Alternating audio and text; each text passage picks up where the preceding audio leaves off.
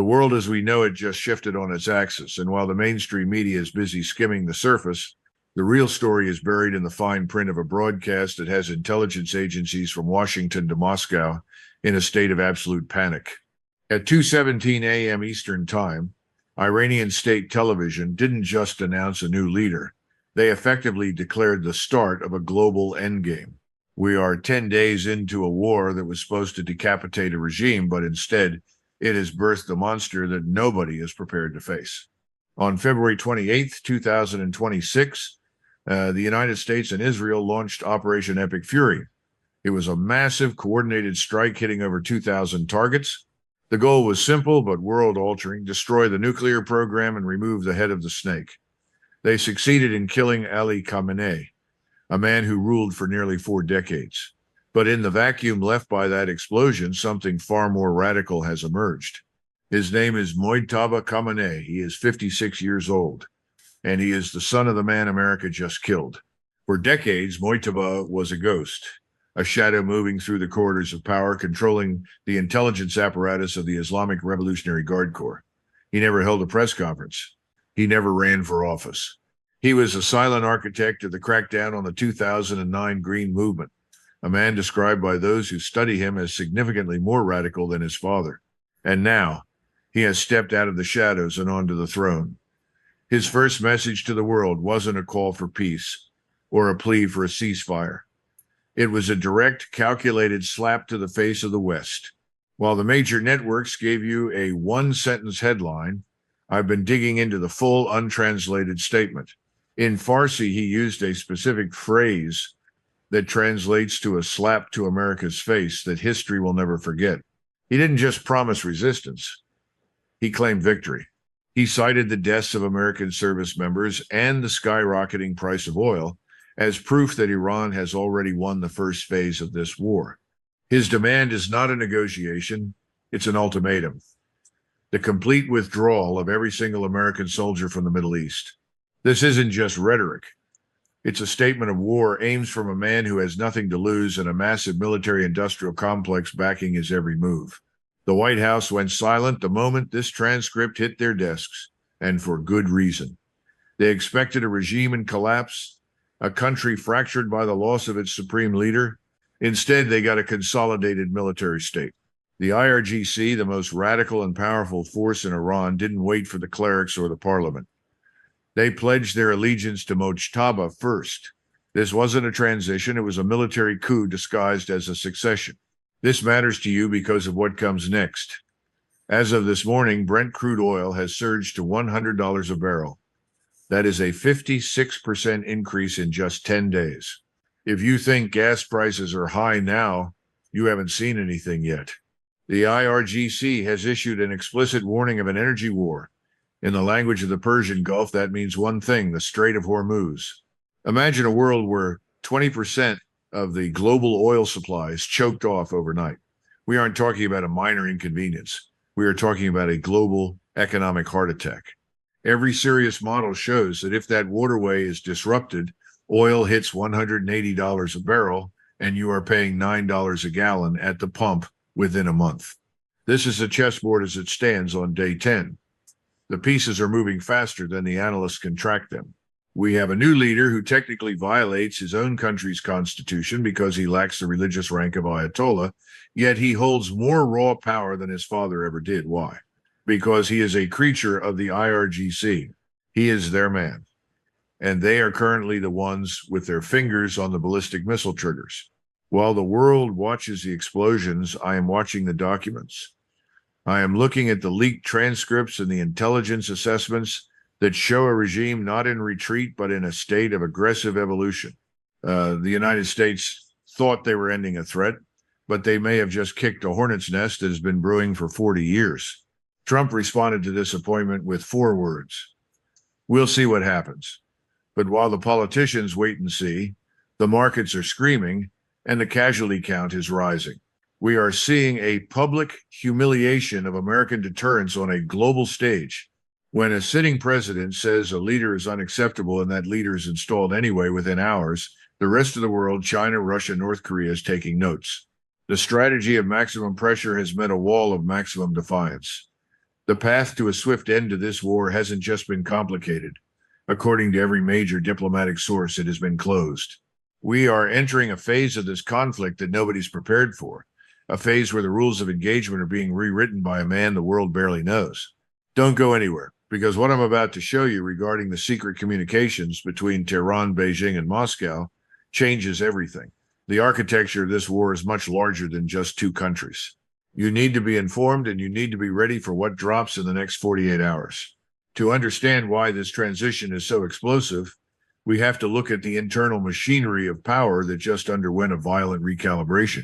For decades, the Islamic Republic of Iran operated on a delicate balance between the clerical establishment and the military. That balance is now gone. By appointing Mojtaba Khamenei, the IRGC has effectively decapitated the religious old guard and replaced it with a military junta wrapped in a turban. The fact that Mojtaba is not an Ayatollah is not a minor theological detail. It is a structural earthquake. The Iranian constitution is built on the concept of wilayat al-faqih, or the guardianship of the jurist. It mandates that the supreme leader must be the most accomplished religious scholar in the land. By bypassing this, the IRGC has sent a clear message to the world. The law is whatever we say it is. This is no longer a theocracy in the traditional sense. It is a high-tech military dictatorship in the middle of a hot war. Let's talk about the 10-day timeline that brought us to this cliff. On day one, Operation Epic Fury felt like a decisive victory for the West. 2,000 targets were neutralized. The world was in shock. But look at the retaliation that followed from March 1st to the 4th. This wasn't a scattered response. It was a surgical strike against American interests. Drones and ballistic missiles didn't just hit empty desert. They rained down on U.S. bases in Qatar, Bahrain, the UAE, and Iraq. 6 American service members were confirmed dead in that first wave. By March 5th, the rhetoric shifted from military engagement to total psychological warfare. When Trump demanded unconditional surrender, he was met with a stone wall. Iran's Foreign Minister Abbas Araghchi didn't just refuse. He went on global television to tell the world that Iran was ready to repel a full-scale ground invasion. This was the moment the swift war narrative died.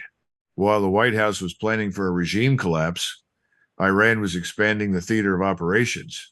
They began striking civilian infrastructure across the Gulf states, desalination plants in Bahrain, and oil facilities in Saudi Arabia. They weren't just fighting America, they were holding the entire global economy hostage. Then came March 8th, day 9. This is the day the diplomatic bridge was burned to the ground. Trump publicly declared that Mojtaba Khamenei was unacceptable to the United States. In the world of high-stakes diplomacy, that is an attempt to dictate the internal sovereignty of a nation. It backfired spectacularly. Hours later, the Assembly of Experts met in an emergency session and picked the very man Trump had banned. The IRGC didn't just support this move, they orchestrated it. The military pledged allegiance before the civilian government even had a chance to draft a press release. This tells us that the military is no longer the arm of the state, it is the brain.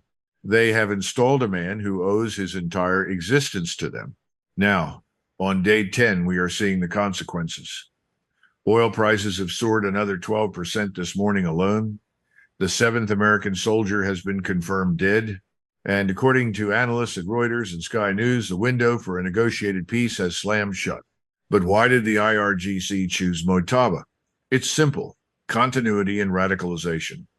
Mojtaba has spent his life running the ghost operations of the regime. He controlled the besieged militia, the very force that crushed domestic dissent with brutal efficiency. He is the architect of the shadows.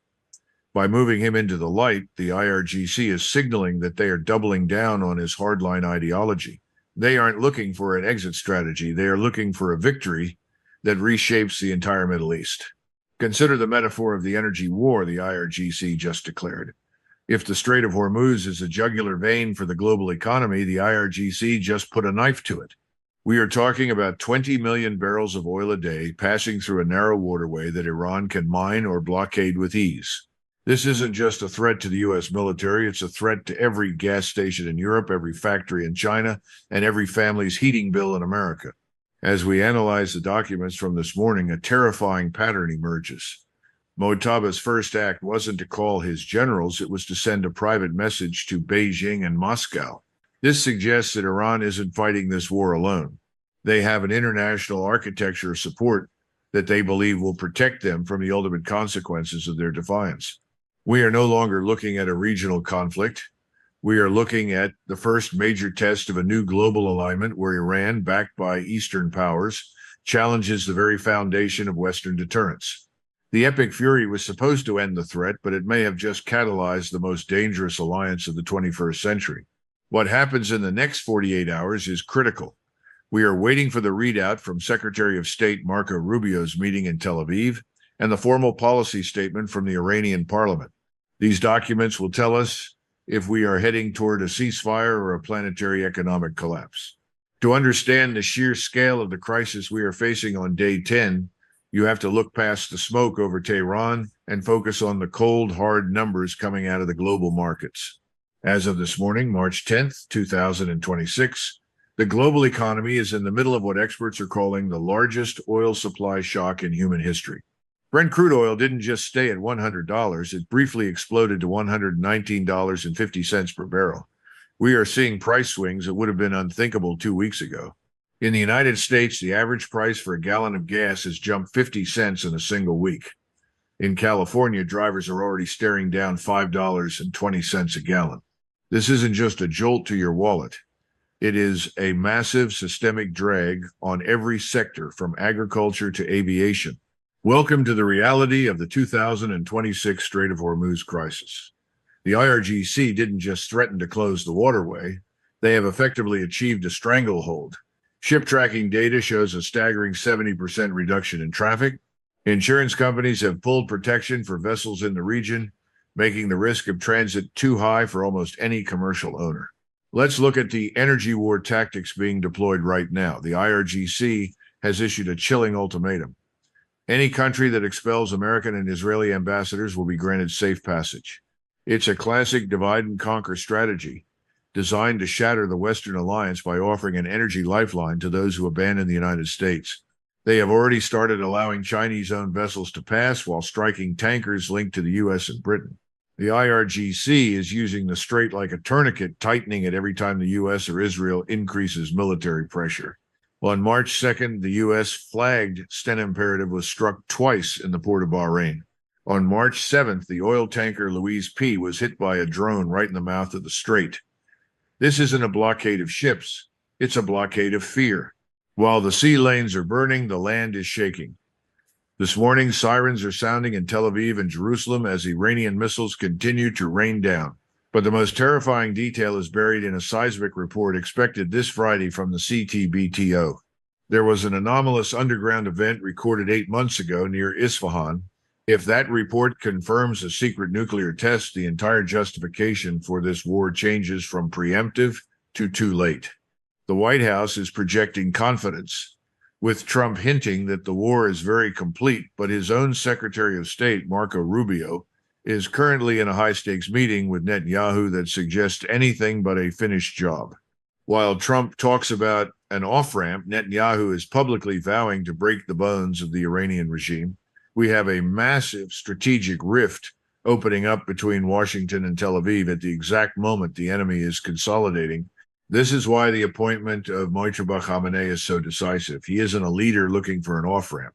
He is a leader who has watched his country's primary uranium enrichment site at Natanz get hit by B-1 bombers and responded by deepening his ties with Russia and China. Intelligence confirms that Russia is now providing Iran with real-time targeting data to attack American forces. The chessboard has expanded. This is no longer just about Iran's nuclear program. It is about a global realignment where the price of your commute, the cost of your groceries, and the safety of 40,000 U.S. service members are being used as leverage by a regime that has decided it would rather burn the system down than surrender.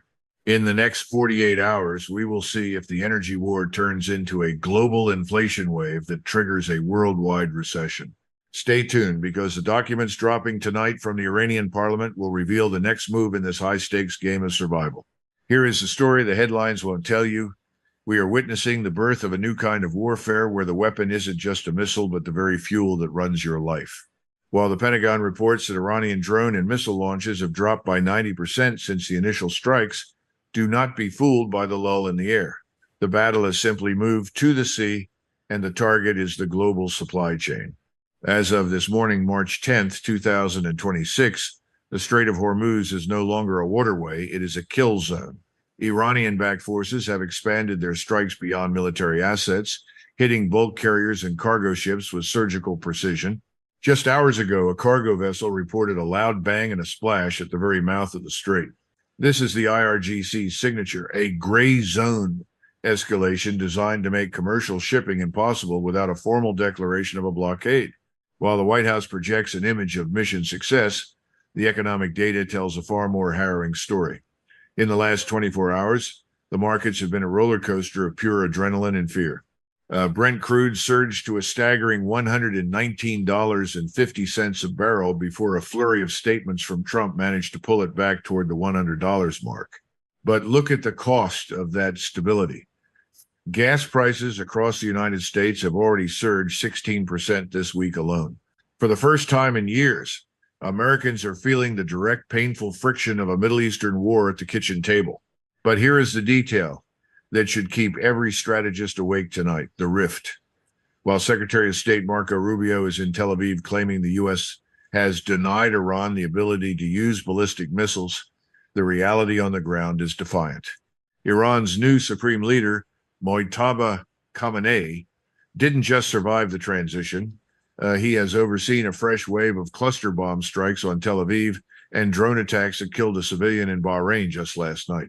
The U.S. and Israel are operating on two different clocks.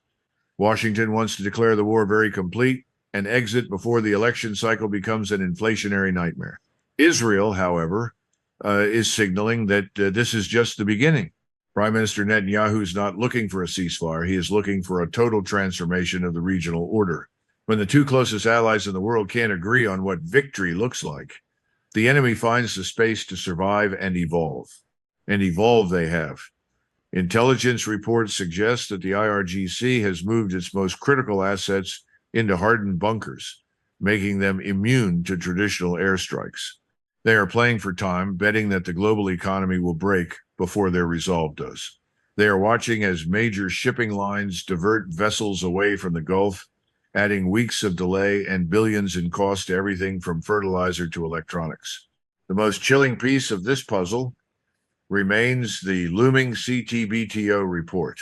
If Friday's analysis confirms that Iran conducted an underground nuclear test before the first bombs fell, then the epic fury wasn't a preemptive strike. It was a desperate attempt to close a door that was already open. If Iran already has the shield of a nuclear deterrent, then the conventional war we are watching is nothing more than a dangerous sideshow to a much darker reality. We are at a tipping point. One side is declaring success while the other is launching cluster munitions. One side is trying to cool the markets while the other is lighting tankers on fire. The next 48 hours will reveal if this is the end of a regime or the beginning of a global catastrophe that no amount of maximum pressure can contain. Here is the story that the mainstream media is afraid to touch. The world didn't just get a new Iranian leader today, it witnessed the final collapse of the global order. While the pundits analyzed Mojtaba Khamenei's religious credentials, the real power play happened in the digital shadows. For the first time, intelligence reports suggest that Russia is providing real-time targeting data to the IRGC, allowing them to track American assets with terrifying precision. We are no longer in a two-way fight. We are in the opening act of a global realignment. Welcome back to day 10 of the conflict that has rewritten history. Let's look at the energy war that just went nuclear, not with warheads, but with the raw economic power of the Strait of Hormuz. This morning, March 10th, 2026, the global markets are a scene of pure, unadulterated chaos. After Brent crude briefly exploded to nearly $120 a barrel, we saw a sudden sharp drop back toward the $90 mark. Why? Because the president sent a series of contradictory signals, calling the war a short-term excursion and claiming it would be over very soon. But don't let the temporary dip fool you. The Trump bump in the markets is a house of cards. While the president speaks of victory, The Pentagon is posting a much darker message. We have only just begun to fight. This internal rift between the White House's political optics and the Pentagon's military reality is the exact kind of confusion the IRGC is betting on. Iran has effectively frozen 20% of the world's oil supply, and their response to Trump's excursion comment was chilling. Iran will determine when this war ends. Let's talk about the human cost. For the first time, we have confirmed figures from the ground. Over 1,200 civilians have been killed in Iran since the strikes began. 7 American service members are dead. 11 people in Israel have been killed by retaliatory strikes. These aren't just numbers on a screen. They are the price of a strategy that assumed the regime would fold like a paper tiger. Instead, the tiger has grown more claws. The most terrifying document I've reviewed today is the force majeure declaration from Bahrain's state oil company, Bapco.